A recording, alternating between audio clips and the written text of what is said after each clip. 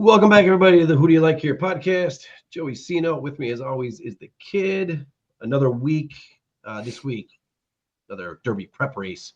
Going to be going down to Oaklawn. We're going to be covering the Rebel. Little change in the day, obviously. We'll get into that.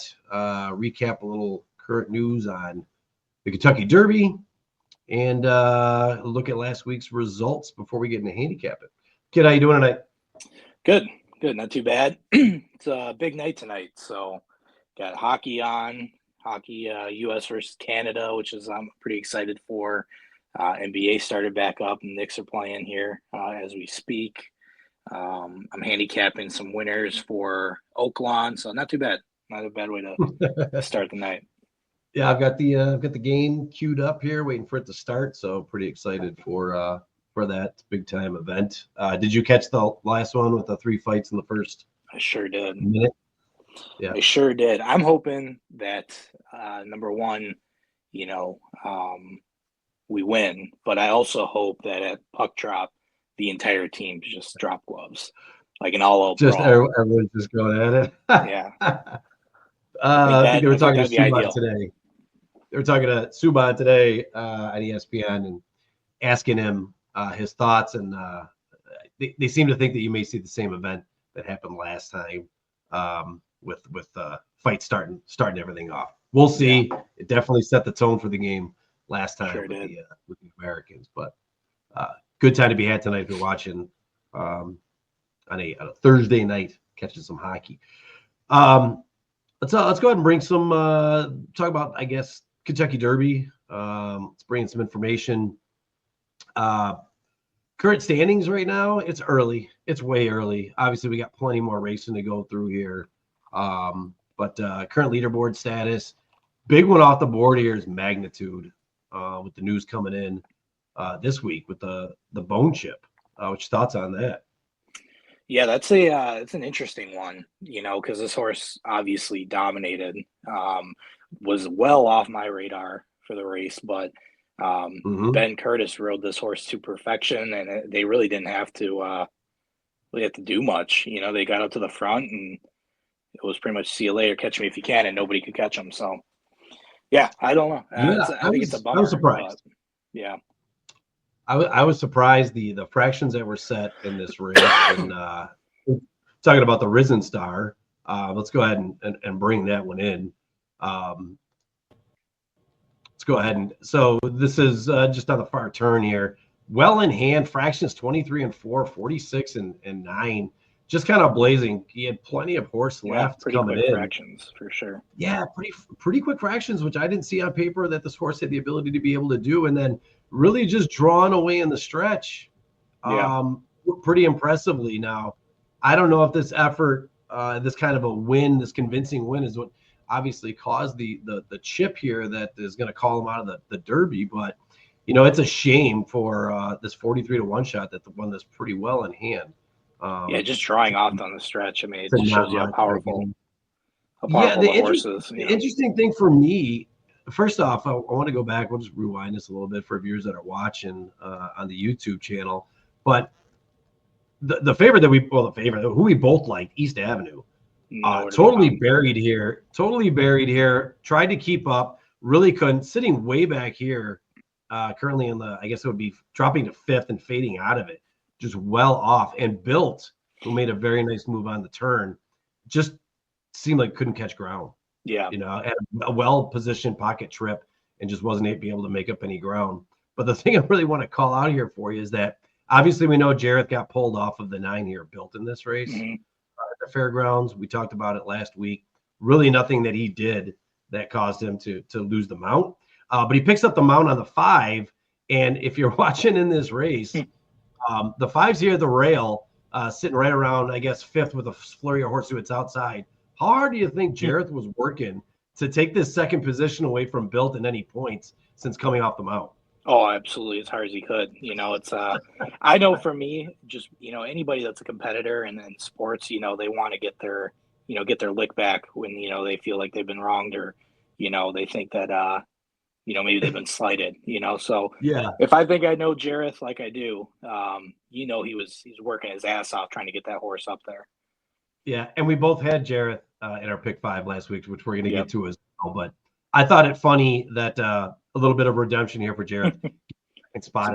Some sweet justice for him, It kind of took me back to I guess it's taking me back to when Tyler took Sierra Leone as wide as possible at the top of the stretch when practice come out after the Derby. So that's like I said, some sweet justice for him. Like you said, no problem with his own to get taken off the mount. Obviously, Saez is Saez. He's going to get his opportunities and his connections. Just being how good he is. But that's some sweet action from Jareth there on that one.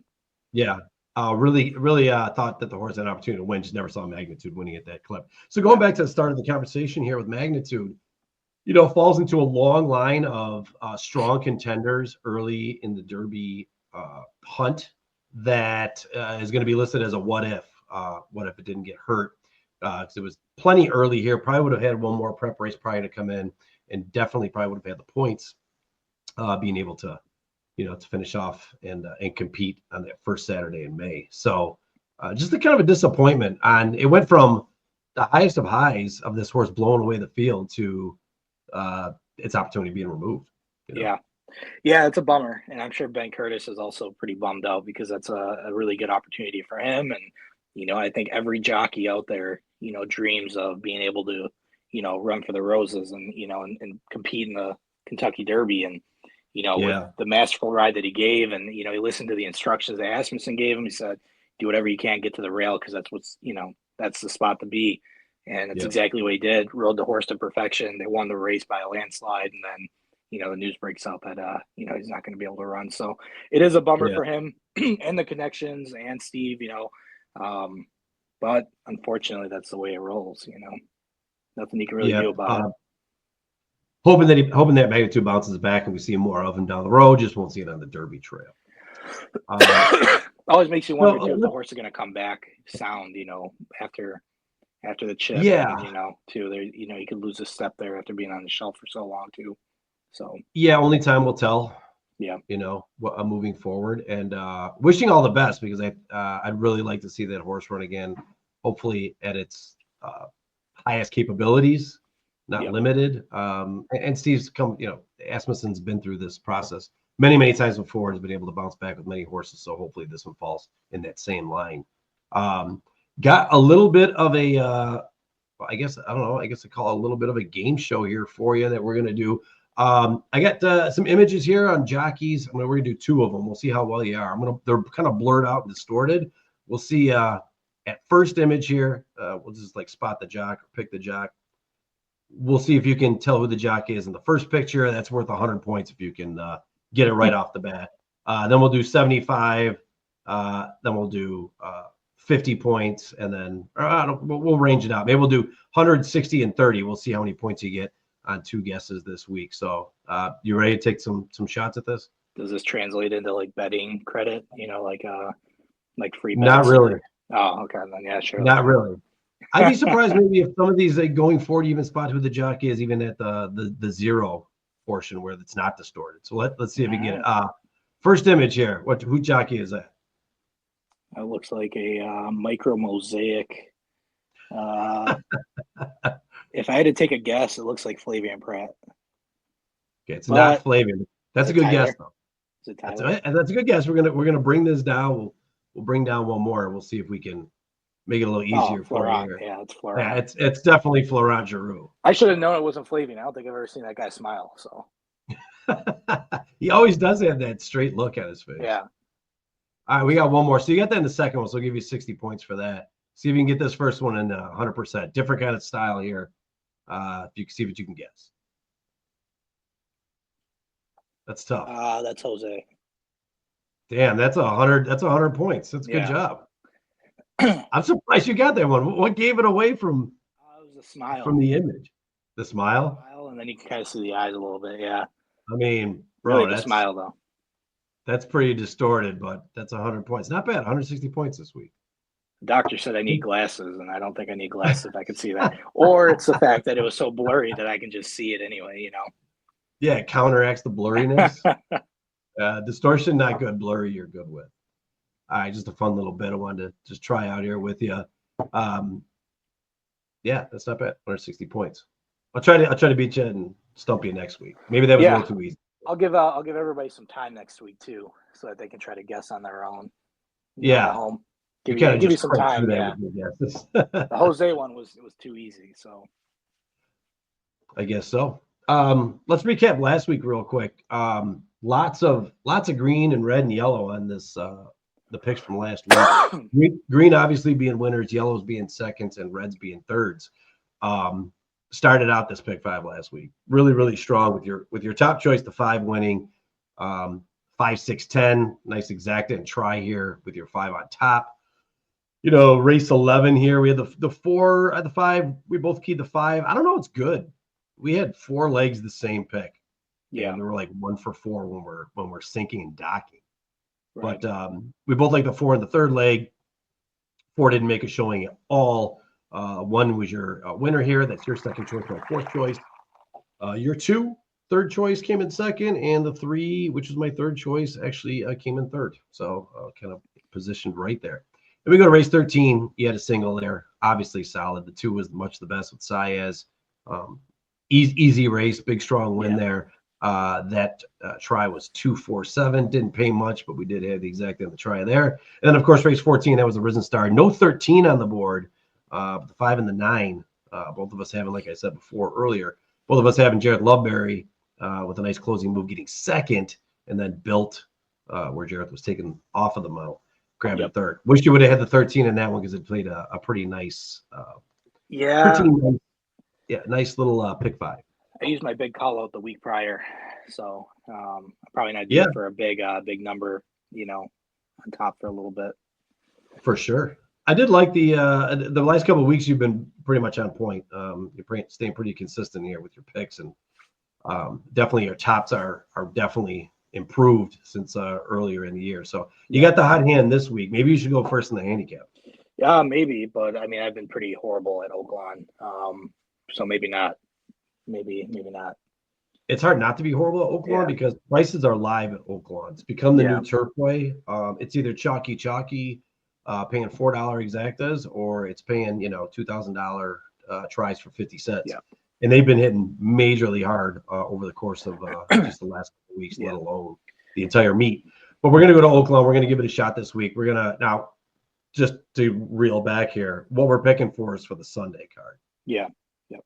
So bad weather, cold weather, striking the entire country right now. Everything gets switched off, so they're moving the Thursday card to Friday, the Friday to Saturday, the Saturday to Sunday, and the Sunday to Monday's card, instead of just taking the Thursday card and moving it to Monday and keeping everything the same. So no action on Saturday, but this will be the Sunday action, last day of the weekend here. So we're going to do the pick 5 for the Sunday card, races 8 through 12. Starting in race 8, which honestly, listen, I have really very low convictions of top picks here. It's really tricky. I don't know about you, but I maybe one race do I feel any kind of conviction, and that's probably more like a 80-20, not 100%. So yeah, I think it's kind of any big race day, it's really hard. Like I said, I've been pretty bad at Oaklawn, so I didn't really feel too confident in really any of my picks, which is unfortunate. But that could mean other people are feeling the same way, and then we can get some prices here on horses that maybe slip through the cracks. So I guess we'll see. Yeah, I see some big price opportunities as well. Well, let's go ahead and start it off in the 8th race. The 8th race is the mile and the 16th on the dirt. It is the non-graded stakes race, 145,000 Trevista. It's a purse of 145,000 for fillies and mares 4 years old and upwards, which have never won a sweepstake other than state bred. I guess I'll go first. Yeah, you go first. I'm gonna again tough races here. I went with the 5, Penois, or you call it Penois. I don't know. It's French, but it's perfect because Flavien Prat's going to be riding this horse for Rodolphe Brissett. Pretty decent races, is always well close to the pace, which I think is key here for a lot of these distance races. You don't want to be too far back.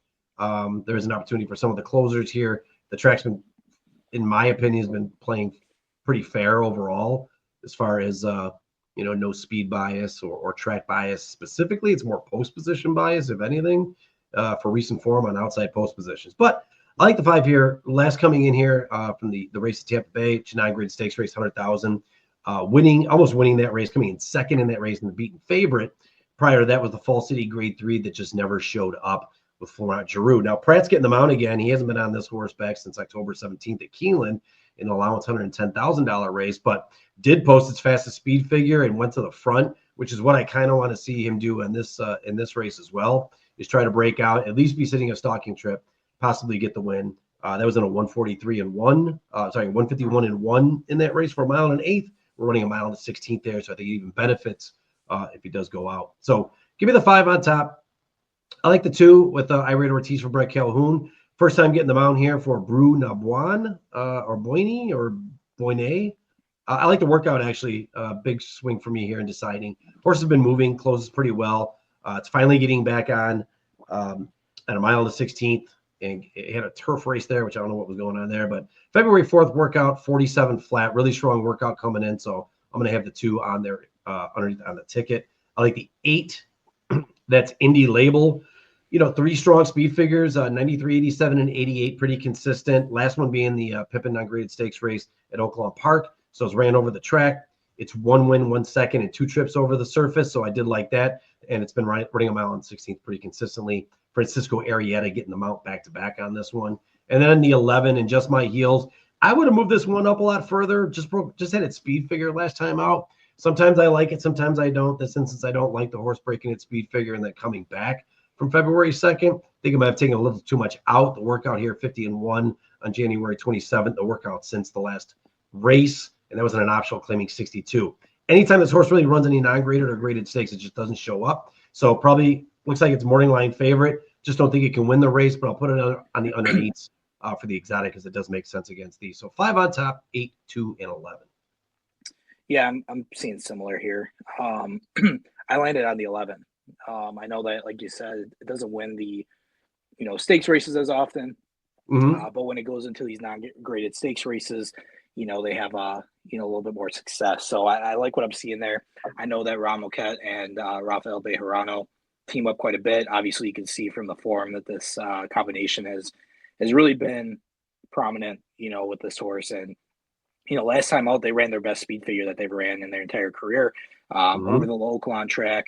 At the distance. So I like what I'm seeing there. I think from just a confidence standpoint, yeah, you're breaking from all the way to the outside, which I wasn't a huge fan of, but I think if they, hustle out a little bit, they don't have to be in the best position right away, but as long as they can get position at some point in the race, halfway through, and just be within striking distance, I think that they've got a good chance to, kind of cut into the lead and maybe pull down the stretch and win. So I like what I'm seeing out of the 11. I think it makes a lot of sense, but also some question marks there. I like the 5, like you said. Rudolph Brissett and Flavien Prat teaming up here. Obviously, another combination that they've, they are very, very familiar. Really good speed figures from this horse, pretty much in its entire career. If you scratch that race at Churchill Downs, that grade 3 in the Fall City, if you scratch that race, you're looking at a horse that could very well be the top choice for me in this race. They haven't really done anything wrong in the last 4 starts, and posting their best speed figures. So I think they've actually found kind of what works for this horse. They know where they need to put them. Another thing to note is that this horse has had multiple jockeys, and it's still performed pretty well, no matter who's aboard. So a lot of good things coming out of this horse. It's got some good breeding. And Rudolph Brissett's got some really good, stats when it comes to racing on dirt, and then, coming back in from a second place finish. So I like the 5, like you said. I mean, it makes a ton of sense as well. And then I have the 7 here circled, and I think the 7 is pretty interesting, just for the simple fact that Rocco Bowen, maybe it's just me, and the simple fact that I'm a huge fan of his, just because of how hard he tries when he gets an opportunity. I don't even know if he can finish second, but I think he can finish third. Rocco, what you get out of him every single time is a fair ride. And when he gets an opportunity in a big stakes race, especially at Oaklawn, because that's where he's, positioned right now, he makes the most of those opportunities. He's always making, an effort down the stretch and trying to pick up the pieces late. So, I mean, this horse has ridden some bigger races. They've obviously not gotten the job done, but they also haven't had the best jockeys aboard either. I mean, we're not talking – they had Saez a couple times. Saez really couldn't do too much, but he got the horse there, and again, I'm just looking for a fair ride. I'm looking at a monster price for second, which I think there are going to be prices all day.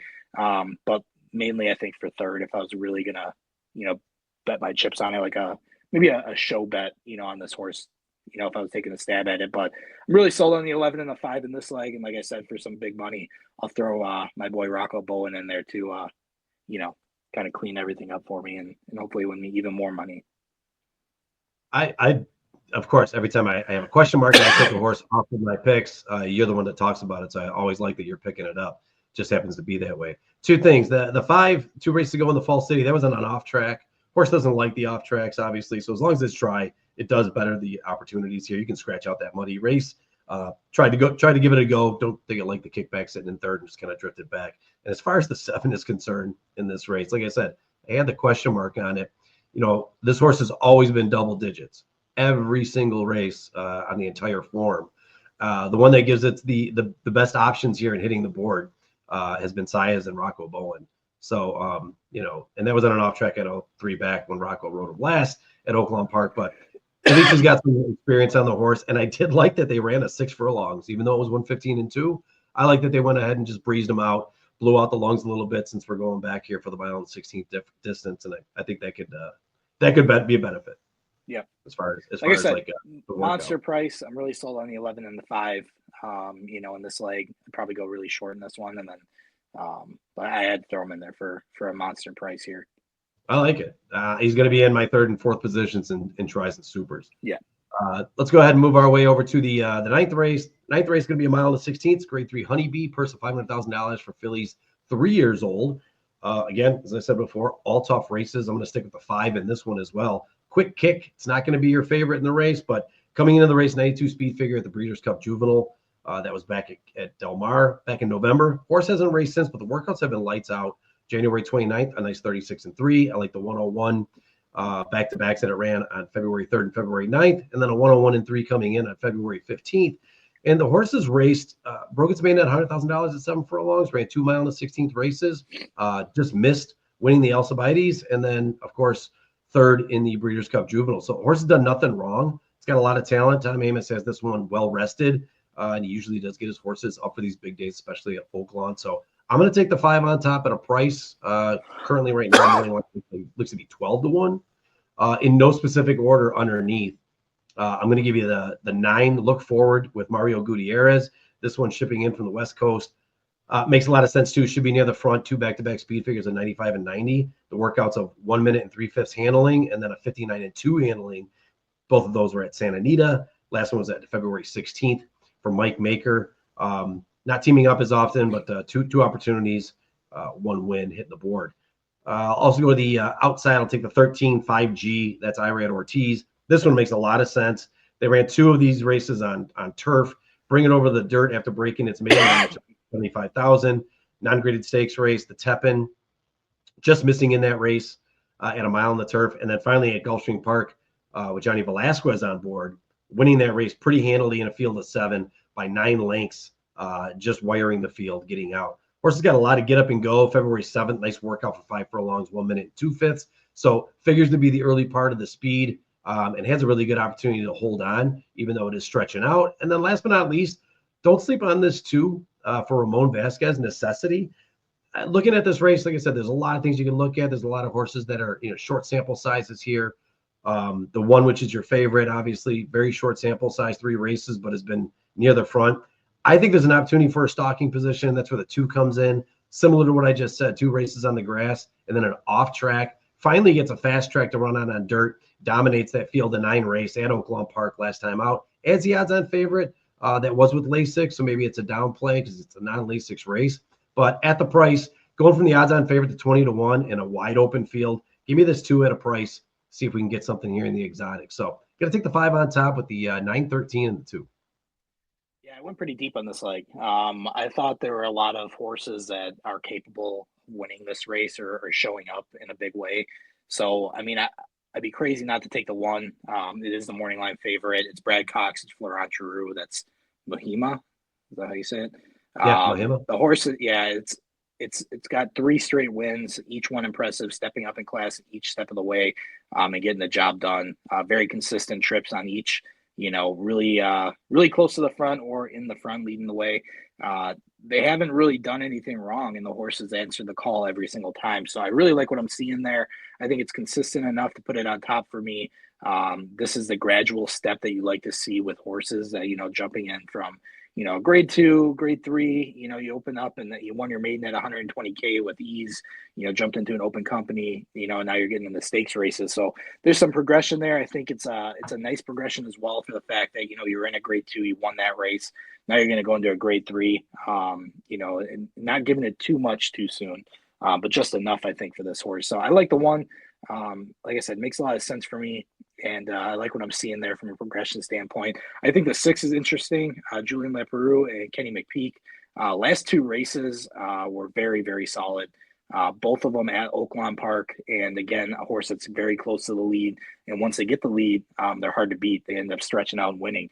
Now, I'd like to see them, get into a stakes race like this, and maybe even see one more on their, in their resume before coming into the race. But winning 300,000 ungraded stakes race at Oaklawn by 5 3/4 is definitely enough for me to be like, okay, this horse is legit. So, and this is also, I feel like, a field or a race where you see Julian kind of step up his game, knowing that he's got a lot of horse underneath him. So I like the 6. Like I said, I went a little deep here. I usually don't go 4 choices, but I had to go 4 in this one. I like the 9. Look forward. This is Mario Gutierrez and Michael McCarthy. Again, 3 races and, really not bad in any of them. They lost a grade 2 by, almost 2 lengths. But again, you took a big step up from a maiden 54K into a graded stakes race. And then you come back out and you were on an ungraded stakes race and, you end up winning the race. So again, a very capable horse, a lot of skill, a lot of talent underneath. 6 to 1 is a great price. Obviously shipping here is also a question mark. Is this horse going to ship well? Is it going to be okay? But definitely think it's very capable of winning the race if they had the opportunity to do it. And then the 12, I thought the 12 from really, this is the only horse that I really think is like a solid second for me. Jose Ortiz, John Ortiz, a friend of the podcast. Again, multiple jockeys aboard, same results every single time. They broke their maiden and they kind of got seconditis over these last couple of races. But, running in some very, very stout class. But again, just wildly competitive every step of the way. And they're just going against, horses that just brought their A game, every single time. So the 12 at 8 to 1 is definitely a horse I want to take a little bit of a stab at here for a decent price. Really like it underneath. But again, could shock the field and have a big run with Jose aboard. But yeah, like I said, a lot of talent in this race. So like I said, I had to go a little bit deeper. 1 with the 6, 9, and the 12 in this one. Yeah, 12 the one I had to take off. Unfortunately, playing well. Speed figures are a little lower than I like, but the horse really doing nothing wrong. Just a lot of second-itis kind of going on right now with him. I think that's an improvement here, obviously, with Jose. It's an upgrade in jockey, beating favorite last time out. That workout coming in on the 16th, 58-4 for 5 furlongs. Really, really sharp workout coming in. Tough one to take off the ticket.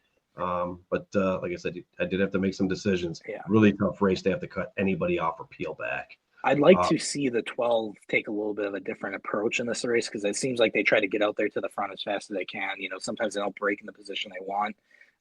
But I feel if they just sit off, get position, sit off, and let the race come to them a little bit more, they won't, because it just seems like they kind of run out of gas at the end a little bit. They make their move at the second call and then, get into position and they just kind of run out of steam. The horse that's in front of them kind of draws off. So I feel like they just are a little bit more patient, at the top of the stretch, and then they try to make their move. Maybe they'll have a different result, but I guess we'll see. The post position probably isn't the best because the horse hasn't really broken that well, but runs consistently. Even I mean, if you're going back to the spinaway last year, in August at Saratoga, started 9th, out of a field of 11, just almost broke dead last and had the lead at the top of the stretch. So really had to use a lot of horse. Was odds on favor that day. Just one of those bad breaking opportunities. Needs to break well and just has to get position. And it's really going to be in Jose's hand. It's to try to carve out a path that works best for this horse. But having to break out and sitting off is probably the best opportunity. We'll see. It's just a tough. I think the post position just is really, really tough for that one. Definitely. In my eyes, and as well for the 13. It really doesn't make a difference when you're talking that far out the post. Let's go on to the next race. Next race is the 10th race. 10th race, a mile to 16th. It's the Grade 3 Razorbacks, purse of $500,000 for 4-year-olds and upwards. Man, doesn't get any easier as the card goes through, I will tell you that. But I don't know why I got 5 itis here, but I'm taking the 5 again. Skinner, going with Jose Ortiz for Sherry DeVoe. They team up quite a bit. The consistency of wins and hitting the board are high on the 32 and 55% when they team up. Horse has been running in a lot of graded stakes races, predominantly grade 3s. Last time back at the Native Dancer, 2 back, and the last time out in Louisiana, another grade 3. Del Mar and Fairground ship fairly well. Speed figures are really consistent since switching since coming into 2024. Last year, those speed figures were strong, and they're staying consistent here, coming in just in 3 races. And since the bar change, since John Sheriff's, Sherry's got 1 time out with this horse, just missing here by a length and a half to Hit Show. That was a Lasix race, but the horse runs great on non-Lasix. And I like the workouts coming in. She's really got this one sharp and ready to go. 4 furlongs and 47 and 4, and another 4 furlongs and 47 and 4 again on the 8th and the 14th. So the workout tab has been really, really strong. I just think that Sherry just has a way of getting her horses really, really prepared. She's done a fantastic job over the last years recently in races just like this. So if I was going to get the nod on here, maybe this is the one I feel the most comfortable with. I don't know as far as top pick. But I also like the 3 First Mission. Again, speed figures are immaculate. Been running a lot of grade 1s and grade 2s. Getting down to the grade 3 might be a little bit of a class relief that this horse needs to win. I also like the 4, right in between the 2 of them. Alexander Helios for Tyler Gaffleone and Safi Joseph. Now, this one's shipping in from Gulfstream Park. 98 speed figure last time out. That is his career best. I usually like to set back on that, but the horse is in really, really good form. I mean, it's just missing winning 3 in a row, getting caught by Hit Show also at Churchill Downs, 2 back in the optional claiming $100,000 race. But ever since it's been over to Safi, this horse has been running sharp. Again, a nice 59 flat workout on February 14th. Figures to be in the mix. I will not leave that one off the ticket. And then I'll go to the outside for my 4th pick just to try to find a price here with 9 Henro. This is Rafael Bejarano for Chris Hartman. I love the combination. I talk about this team all the time, especially when we got sleeper horses. And this is a horse that, if you're looking at it overall, anytime, it's just kind of like the earlier horse we talked about. When you're talking about a horse that every time it runs in a stakes race, graded or non-graded, it just really doesn't show up. But this horse sits back and really has a strong late kick, high 90s late kick possibilities. Workouts are average, but I'm looking for a price underneath. And this is the combination I would go with. 6 trips over the Oaklawn surface and 3 wins. So it's all or nothing when it comes to this horse. I would have liked to seen this one maybe on Lasix, would have been a little better opportunity, but off Lasix has also won the non-graded stakes race at Churchill Downs on September 21st. So don't think that's going to be the deciding factor for it not to hit the board, but I need a price underneath to make this possibly even work, or the super. So I'll throw the 9 in there as an opportunity. Peeled off a bunch that I thought had a lot of great opportunity underneath as well, but 5 with the 3, 4, 9. Yeah, we're pretty close. I like the 3 as my top choice. I think this horse is running in grade 1 company. I think that's just too much, and I think they realize that as well. When they drop down to grade 2, grade 3 company, they're kind of a different horse, and you can see the improvement is pretty impressive. They run their best speed figures when they're in these lower graded stakes races, a 106, 103, and a 103. And I think this move, it makes a lot of sense. So I think dropping down to a grade 3 is definitely what they need to do, and that's why they're doing it. And I think they're going to have a really good, successful trip here in this leg. I really like a 5-1 price on a Brad Cox Florent horse. First Mission makes a lot of sense here for me. So I landed on the 5. The 3. I have the 5 underneath. For everything you said there, this horse, again, very, very impressive. It runs in the grade 3 company. In the last 2 trips that they had in the grade 3 company, they were just short, and then they ended up winning by a length. So I don't think that's going to be an issue for them. I think the class is perfect. They've got some really good workouts coming into the race. Again, a horse that's posted really solid speed figures, has every single jockey aboard. Doesn't matter. You're getting Jose teaming up here with Cherie, and we know how dangerous that combination has been this year, especially, at the fairgrounds as of late, and even when it was at Churchill. Just a red-hot barn and combination that you always want to throw on your ticket. So I like what I'm seeing there. And again, too, even that last race on the sloppy track, they almost got the job done. But when you got a fast track, this horse can go out there and they can burn it if they need to. So I like the 5. I think the 2 is also a horse that you need to take a look at. Again, they haven't had the opportunities, or they haven't taken the opportunity to run in any of the graded stakes company, but when they're running in these ungraded stakes races or these allowance races, they're just dominating. This horse is 4 for 5 in their last 5 attempts. And you're getting Flavian Pratt, which, I mean, Flavian Pratt is a wildly impressive jockey to have aboard. And, David Jacobson, if you watched him at Churchill, it was a jockey that, or it was a trainer that you always had to keep an eye on, because he just had some speed and some horses that could go. And last time out, that's exactly what they did. They competed for the lead, and then ended up winning and just drawing off by 7.5. I mean, that's impressive, especially for a horse that's, I wouldn't say lightly raced, but hasn't had the success early in its career, but now in the second half of the career, really turning it up and kind of getting that resurgence. And like I said, that last time out was really impressive. Horses on the improve. Got to throw it on your ticket, I think. So I've got 3 with the 2-5 in this leg. I like that. The 2 stretching back out. Been running a lot of 6 furlong, 7 furlong races. Finally getting back out to that route race that in its early campaign and its 4-year-old campaign early in the season last year. And I think that the horse is actually in its best condition that it's been in quite some time. Speed figures show that it's even improving there. So time to stretch the 2 back out would be a great opportunity. It's a good opportunity here to move it up in class and stretch it out and kind of roll the dice. So 2 is a great strong play there. We didn't talk about the 1 at all. It's Croupy. It's Dylan Davis for Todd Pletcher. A lot of things going on in the Pletcher barn right now, but this is the horse that prior to the last 2 races was a horse you probably wanted to put on your ticket and keep consistently somewhere on there. Last year, 5 out of 7 races in the money. This year, 0 for 1, and now getting some class relief. So maybe that's something to keep an eye on too for your underneath with the 1. But I'm on 5, 3, 4, 9. You're on 3, 5, and 2. I think we're both pretty much aligned on liking the 3 and the 5. I think that's where we're kind of targeted in on. But another really good strong race. Let's go ahead and go to the 11th race. This is a mile to 16th. It is the Grade 2 Rebel Stakes, purse of $1,250,000 for 3-year-olds. This is the one that's going to get you some points moving into that big day on Saturday in May. Going all the way to the outside for this one. Again, when you're looking at these races, tough with a small sample size. But I'm going to go with the 11, Speed King. Really nice, impressive win at a mile and a 16th. First time going that distance. Ran a route prior to that, just missed. Coming in second as a beaten favorite. And then prior to that, basically just winning its debut as a long shot, 120,000 with an 87 speed figure. So improved on 3 improving speed figures since breaking its maiden. That last race, though, the Southwest, pretty impressive here. I just like the way the horse kind of tripped along over the surface here. 1 for 1 at Oaklawn Park. The workout coming in 48 flat for 4 furlongs.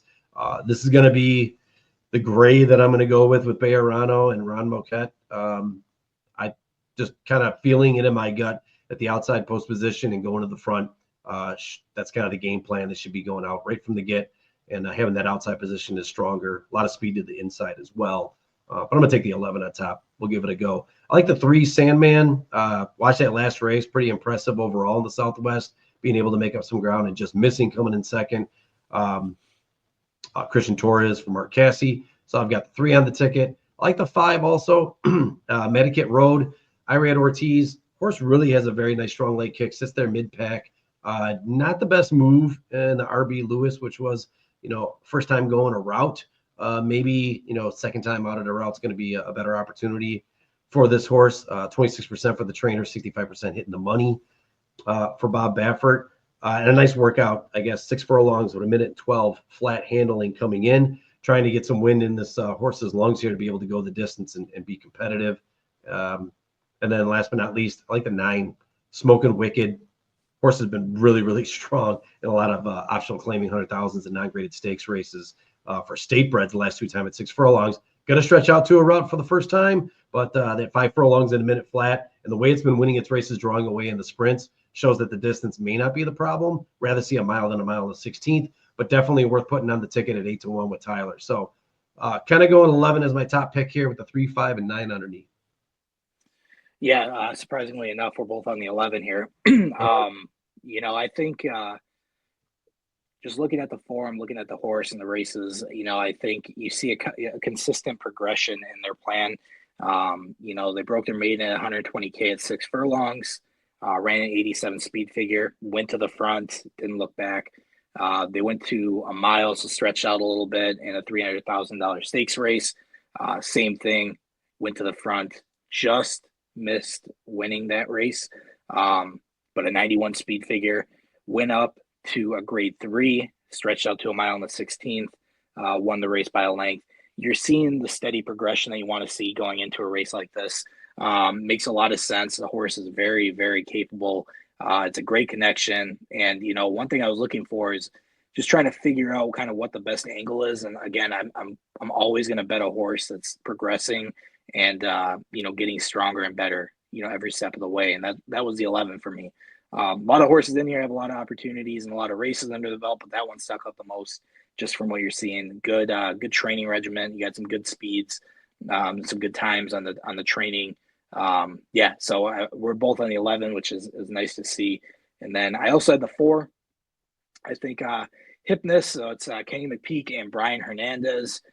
First time out, I just thought this was a really interesting spot to put them, right? You broke your maiden at 60K. You won by 2.5, and now you're jumping into a grade 2 right away. What that tells me is either Kenny is extremely confident in how this horse has looked and trained and just carried themselves over the last, year, getting ready and getting into form, or, this is just a shot in the dark to see, what they line up against, so it is a little bit of a risk here. But one thing I saw in this horse is that they covered a ton of ground. They were 7 lengths off and ended up winning by 2.5. So for a first time out, you never really want to be too far back. You don't want to go through traffic. You don't have to bob and weave.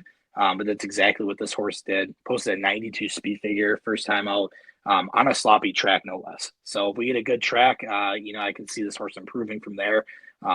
Very, very impressive first time out. I would like to have seen this at made in 120K or something to that extent. But again, I'm going to trust in the connection here. I'm going to trust in Kenny McPeak just having the utmost confidence in this horse. And, again, a horse out of Into Mischief, you can never really go wrong with throwing a dart on that one. So I like the 4, and then I like the 10 as my second choice. This is Bullard. Rispoli gets the mount here for Michael McCarthy, obviously ridden this horse all 3 races in their career. Broke their maiden, ran up to a grade 3, won by 4, almost 5 lengths there. And then, they didn't get it done at Santa Anita, ran into a little bit of trouble there. I think they were a little bit too fast, a little bit too close to the front there. Ultimately just didn't get the job done. They lost by 6 lengths, but came in 3rd still. Short field though. So I don't take that with too much stock. But those first 2 races, you could tell how patient they were. They sat off and they just kind of let the race come to them. The last race, they ran an 86 speed figure. And like I said, they were just way too close to the front, running a 22:45. I think bad tactics in that race costed them that one. So I think if you get back to your, original races, the first 2 that you ran, sit patiently, you have a good opportunity, a good shot here. So I've got the 10 underneath as well. Yeah, I just want to go back to your 4. That's an interesting angle to be looking at the 4. We talk about all the time. First time out, you expect an improvement on speed figure. 92, although it was a 60,000 maiden race, 92 speed figure is a 92 speed figure. That's given over a lot of things come into factor when you're doing that. It wasn't off track. The horse really obviously loves fast tracks. It's running 1 minute flats for 5 furlongs and 1 minute and 4/5 coming in on February 15th. So 4 is definitely one I now am upgrading and putting on the ticket. Definitely going to have it on the unders, and that's a possibility for it. There's a lot of speed for this horse to be able to run down. So we're going to take a look and have to add that 4 on my ticket. My horizontal just got a little more expensive. Going to this last race, they're about to drop the puck here in this hockey game. I'm just kind of looking at it here. So I don't know if you're watching it as well. No, you have eyes on it? No, not yet. Okay. Well, I'll let you know if they throw gloves at the drop of the puck. But there's plenty of stuff that looks like I don't know. They're cleaning up the ice. Let's get this 12th race in. 12th race. Let's go ahead and get the banner up here. 12th race. It is a maiden race. So let's go ahead and end this pick 5 with a 110,000 maiden bred for Arkansas State breds, 3-year-olds and upwards. It's a 6 furlong race on the dirt. I'm going to throw a dart here. I'm going to take the 2 Mayor. This is Flavian Pratt, Ron Moquette. Another opportunity here. First time starter. Good workouts, 47-4 handling, and then an off track 48-4 coming in. Just a lot of things that I like about the horse is the breeding. Obviously, there's a lot of opportunity here. The dam is a stakes winner. 3 starters, 3 winners. So first time asking 14%. So I kind of leaned on the 2 as an opportunity for a price. Looks like it's only 4-1. Hopefully that drifts up. I don't see any gloves on the hockey game. All right. So I like the 2. I also like, in no particular order underneath, I do like the 3, Cutting Class. Terrible opportunity first time out. 41 speed figure. Nothing to even really want to look at or talk about. Just really, really slow from the gate. But they do have a couple nice workouts, 48-2 and 48-1 coming in. This is Jose Ortiz for John Ortiz. Talked about that connection, front of the podcast. Again, with some good opportunities from the breeding side, 4 starters from the dam, 3 winners. So I like the 3 as well at a price, kind of throwing some darts here. But the outside horses probably have the best opportunity. The 11 Touchdown Arkansas. I don't know how many horses you see first time out going a non-graded stakes race versus a maiden race, but that's what they did with this horse. Thomas Van Berg put this horse on $150,000 state bred, the Rainbow at Oaklawn Park. It got out. It ran well early after the half was pretty much done, lost by 15 lengths. And now they're putting it in 110,000 state bred. It's getting Lasix for the first time, and it's got to work out a 47-3 for 4 furlongs on February 6th. So jumped the gun last year, gave it some rest, gave it plenty of time on the shelf, working out great, and coming into the race really liked the workouts as well. So I'm going to take the 11 Touchdown Arkansas. That's Francisco Arrieta. And then the 10, AP Ruley, Isaac Castillo. This horse is listed at 20-1 on the morning line, has ran 110,000 maiden state bred race. Last time out of Oaklawn Park, lost by 5 lengths with Castillo on board. Second time Lasix, 20% trainer win, 60% trainer hitting the board for Burry McBride. And I'll tell you, I don't see anything wrong with this horse other than the fact that it's 20-1. I can't really tell you why it's 20-1, but it definitely should go down in price. Maybe it's Isaac Castillo. He's only got a handful of wins here in 103 starts, only winning at 9%. But in a race like this, that's wide open on a maiden race, if you don't have them funds to put an all button in your horizontals, go get some prices, because you'll be kicking yourself in the ass if you take an 8-5 chalk that doesn't hit the board, which is pretty atypical last races at Oaklawn Park. So trying to get some money in this last race to get paid. 2, 11, 10, and 3. I've got the 5, Cowboy Sense. It's David Cabrera, sure. Sean Davis. David Cabrera's got 1 mount in this race, and this is his mount. I'm really hoping that they send this horse to the front. Last time out, they broke not the greatest. Then they hustled up a little bit and then just really couldn't do much from there. I want to see this on the front end. I think David's going to get very aggressive here and put this horse exactly where they need to be. Sean Davis.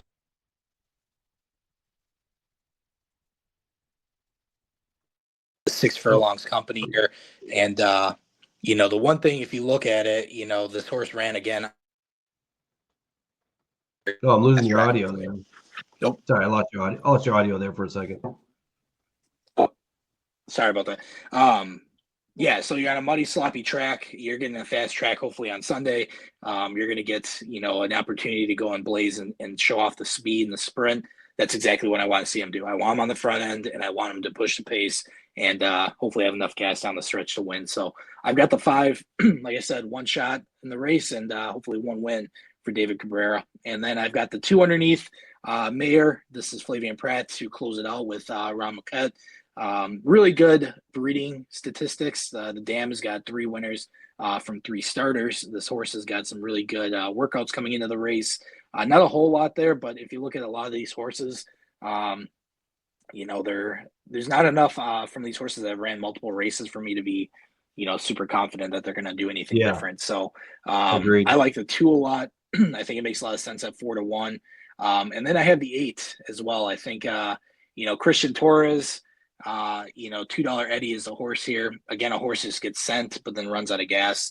All at 6 furlongs, except for one race where those are worst race I've ever ran. So, I think you'll see something a little bit different. I don't think they're going to send this horse. I don't think they should.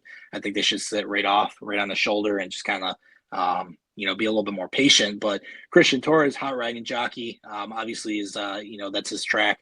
He does what he does at Oaklawn, knows when he needs to go.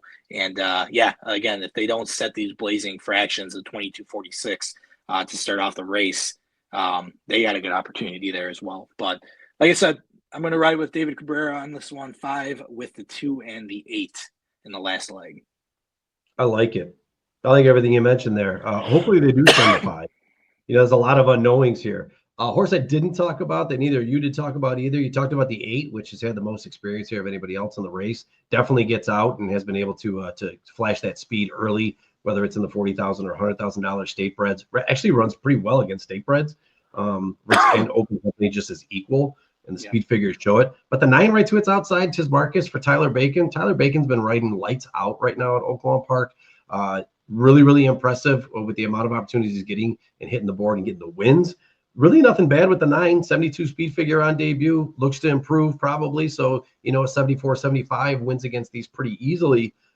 Nice workout, 48-1 on January 16th, and then came out, ran a bang-up race for that 72, and finished third, only 5 lengths off at 6 furlongs. So hopefully he can improve on here. And I'm surprised that Chris Hardman put Tyler on this horse versus Bejarano, which is usually his guy. He's obviously riding other horses for him. So interesting choice to put Tyler on here on a horse that has, I think, a great opportunity as well, but you can't play them all. Plus that 120.5 pounds, probably going to be a little beneficial, just like the 10 with Isaac Castillo with the 118. That's your pick 5. Wide open races. What? Wide open prices. I don't think you can really say one race you can be really extremely confident in for this whole card. No, I don't think, like I said, I've been ice cold at Oaklawn. So, but I think one thing that, we should note here is that obviously we pick a lot of horses here. We've got multiple selections. We've got some people that listen to the podcast, and I appreciate the feedback. Obviously we're picking selections that we're playing exactas, tries, superfectas, if you want to, kind of where our eyes are leading. When you're making your pick 5, right, and you're doing this, I think it's important to note these are just our top choices. This is what we're seeing. These are the horses that we handicap that we like. We make our selections, and we don't bet every single horse in there. We pick and choose where we are, because we're not millionaires. We don't have the opportunity to bet every single horse and every leg. So again, I just think it's important to know. I know a lot of people, if you haven't listened to us or you're listening to us every so often,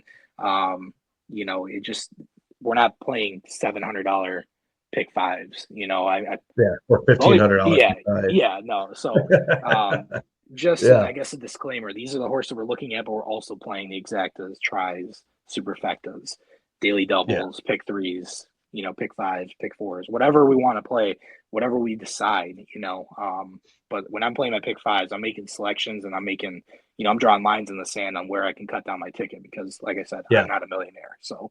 On that note, I'm glad you brought that up. So we always talk to the listeners that we have constantly. We really need to also circle back to the new listeners, and we put out the ticket every week, and for the races that we pick, we put it out there for everybody to see what our top picks are. We're really focused on the verticals. That's where you can make your money throughout. You can really make money in the horizontals, but you got to be selective on your tickets. And I think sometimes we tell, hey, this is a wide open race. I'd probably go 6, 7, 8 deep in this race and try to find 2 races you can single to cut the ticket down. And then we try to point out those specific races that this should be your single. I don't see any singles this race. I will not personally probably invest in the pick 5 this week, due to the fact that I think it is so wide open, and it's probably going to pay astronomical. So, and I think too, also, like, when we're picking, right, I usually stick to like 3 horses, right? Because I'm playing the way I play my tries. Anybody that's been listening since the beginning, kind of knows how I operate. But I make a selection as my top choice. I've got 2 horses underneath, and I hit the all button for third. I'm a trifecta better. That's just what I do. I know for the sharps out there, it's always just one place show, whatever. But that's just what I do, so, and you operate different too, right? You're playing exactas with bigger combinations. You're playing 50-cent tries instead of $2 tries, with large combinations, so you can hit. Everybody's got their own way of betting. But I thought it was important to clarify, this is why we do it this way, and this is what we mean. And you, as somebody who's investing your own money, can make the choices for themselves. I'm not betting your tickets for you, and I don't want you to play all of my picks. I don't think all of my picks are going to hit. I'm not responsible for your money, so, just I guess a disclaimer, on the podcast here, for anybody that's new. Well, I think that's important. Yeah. I think that's important. And if you're going through the handicapping form, which you should be handicapping the form and going through what you like. Yep. If you like something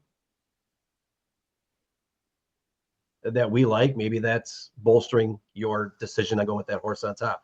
Maybe you're hearing something that we like that you didn't see when you handicapped, and that's going to maybe add that into your verticals and your exactas and your tries. We're just trying to give out who we like and who we think can hit the board to try to cash some tickets. Yep. And as long as you're leveraging it and you're getting something out of this podcast, whether it's winners or underneath horses for verticals, then we're doing our job. But I will tell you, like I said, not playing the pick 5 this week. But if you do play it, go slim, maybe like two, 3 horses a race, and try to hit it, because it should pay well. There's an opportunity for a lot of big price horses here to possibly win races. There's no really hands down races like we've seen in previous weeks. So tough card at Oaklawn. Agreed. But that is your pick 5. Those are your late pick 5 races. Hockey looks like it just started here. No fight. I'm kind of disappointed there was no fight at the beginning. Oh, there will be, I'm sure. I'm sure there will be. I'm going to go catch the end of this game here. So again, the race is on Sunday. Next week, a couple big races coming in next week, right? We've got the Fountain of Youth, Gulfstream Park, and the Gotham, I think, at Belmont at Aqueduct. Yep. Okay. So the trend keeps continuing. The road to the Derby keeps going. Obviously we'll be here next week. Everything's on pins and needles. Again, if the kid's not here, we'll still try to get in some podcasts moving forward here. Some additional guests here to help handicap out. But anything else, kid, before we go ahead and send everybody off? Nope. Best of luck. All right. Good luck to everybody on your tickets this week. Go Team USA in hockey. And until next week, for Cino and the kid. See ya.